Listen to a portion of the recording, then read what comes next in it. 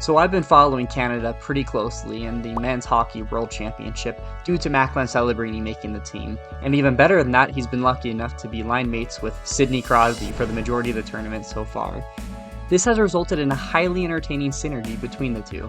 Sidney Crosby has done Sidney Crosby things, feeding Macklin with some ridiculous passes. To Celebrini's credit, he has been taking advantage of these chances and finishing them off at a high rate. Macklin has even returned the favor on a couple of occasions. Can't help but think these several weeks of Celebrini being exposed to Crosby is probably the equivalent of a doctorate level class in hockey.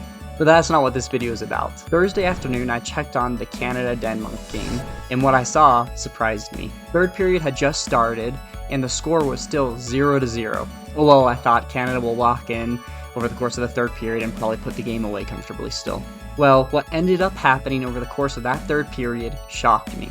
Canada started out the period fairly dominantly. They applied tons of pressure, and sooner or later the inevitable happened. Crosby dished out a 4-foot pass to Sanheim for a goal, giving Canada a 1-0 lead.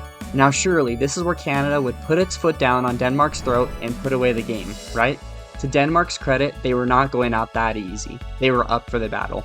Denmark's goalie, Fredrik Dikau, sorry if I'm saying that wrong, stood on his head.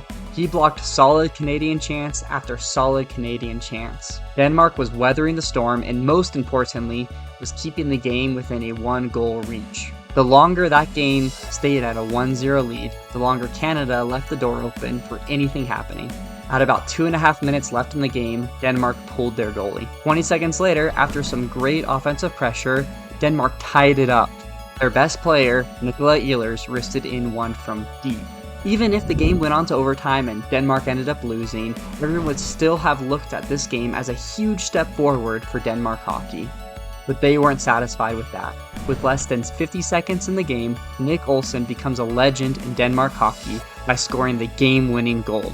Denmark had done the unthinkable, knocking off the big Canadian Juggernaut.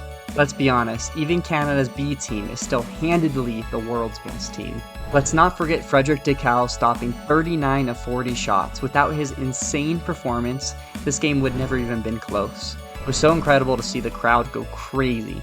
This game kind of reminded me of earlier in the year when Latvia shocked Canada in the World Juniors. In that game, Latvia's goalie, Linards Felbergs, stood on his head for 54 saves, including 8 in the shootout. Back to Denmark though. This game must have been massive for their hockey scene. You could feel the passion from their die-hard fans as they watched their team perform a massive upset.